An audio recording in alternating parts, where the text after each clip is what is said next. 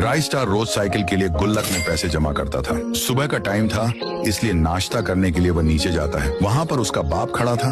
Rice star अपने पापा को गुड मॉर्निंग बोलता है। गुड मॉर्निंग, नाश्ता करने बैठ। फिर राइस स्टार खाना खाने के लिए जाता है। खाना खाने को ठहर जाता है। फिर पापा बाहर से किसी को बुलाने लगते हैं। बाहर से एक लड़की आती है और पापा को कैसे हो पूछती है। ये देखकर राइस स्टार उन दोनों के पास आता है और पूछता है, ये लड़की कौन है? पापा बोलते हैं, ये तुम्हारी नई मम्मी है। फिर राइस स्टार गुस्से से बोलता है, ये कोई मेरी मम्मी नहीं है, तुम दोनों निकल जाओ इस घर से। बोलकर वह उन दोनों को धक्का देने लगता है और भगाने लगता है। दोनों वहाँ से सामने के घर पर जाने लगते हैं क्योंकि लड़की का वह घर था। राइस स्टार उनको भगाने के बाद वापस अपने घर पर आता है। वहाँ पर उसकी असली मम्मी खड़ी थी। मम्मी खुश होकर बोलती है, तुम ही मेरे असली बेटा हो। फिर राइस स्टार दिल से बोलता है, और तुम ही मेरी मम्मी हो। फिर मम्मी बोलती है, चलो बेटा अब खाना खा लो। राइस स्टार खाना खाने के लिए टेबल के पास जाता है। मम्मी उसके लिए खाना बना रही होती है कि अचानक से गिर जाती है और बेहोश हो जाती है। राइस स्टार भागकर अपनी मम्मी के पास जाता है और उनको उठाकर अस्पताल लेकर आता है। वहाँ पर नर्स बोलती है, बेटा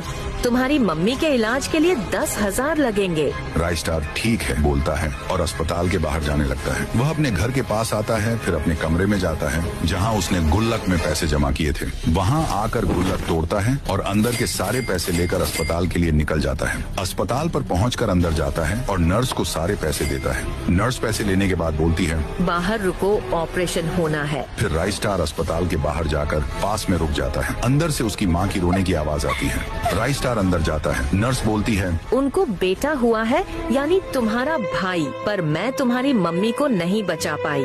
राइस स्टार देखता है कि उसे नया भाई मिल गया है, पर उसकी मम्मी मर चुकी थी। राइस स्टार बहुत रोता है और मम्मी से बोलता है, प्लीज उठ जाओ मम्मी। फिर उसका भाई रोने लगता है। राइस स्टार उसको उठाकर अपने घर पर लेकर आता है। भाई रोए जा रहा था, रोना बंद नहीं कर रहा था। राइस स्टार को समझ नहीं आ रहा था कि उसे शांत कैसे किया जाए। उसे लगता है कि शायद उसे दूध चाहिए, इसलिए वह वहाँ से चला जाता है। राइस स्टार अपने पापा के घर के पास आता है, जिन्हें उसने पहले भगाया था। वह दोनों आते हैं। राइस स्टार उनको रोक कर बोलता है, मेरा भाई बहुत रो रहा है, उसे दूध चाहिए, मुझे दूध दो। लड़की गुस्से से बोलती है, अबे चल निकल, तुझे पहले ही बोला था हमारे पास मत आ, अब निकल यहाँ से। बोलकर वह उसे मार मार के वहाँ से भगा देती है। राइस स्टार नासा के पास आता है। वहाँ पर चंद्रयान 3 रखा हुआ था।